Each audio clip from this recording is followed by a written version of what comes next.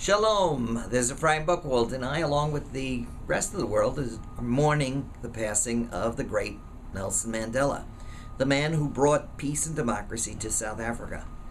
Now, I had the opportunity to be in South Africa several times, but my first time was in 1975, when there was still apartheid there.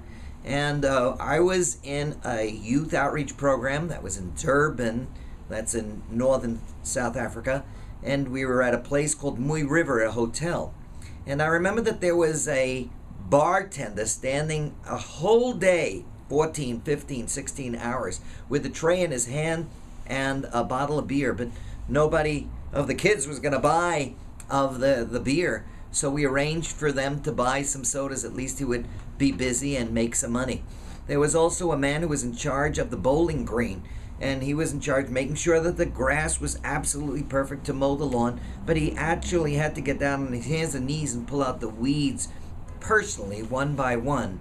And I remember seeing the hovels that these workers lived in. And there was one instance where two workers got into a fight, and one was injured badly, and the hotel owner would not let one of the rabbis take the injured person to the hospital because they wanted him to suffer more so he wouldn't get into fights again.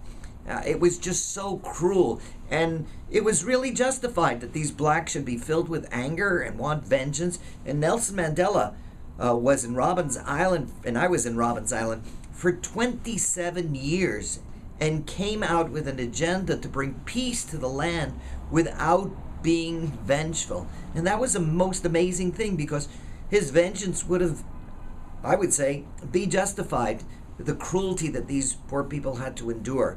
So we offer words of tribute to Nelson Mandela. We pray that his memory will be blessed, and may there be other Nelson Mandelas who will bring democracy and peace to countries throughout the world that are wrought with anger and with hostility and with war and with bloodshed. May his memory be blessed.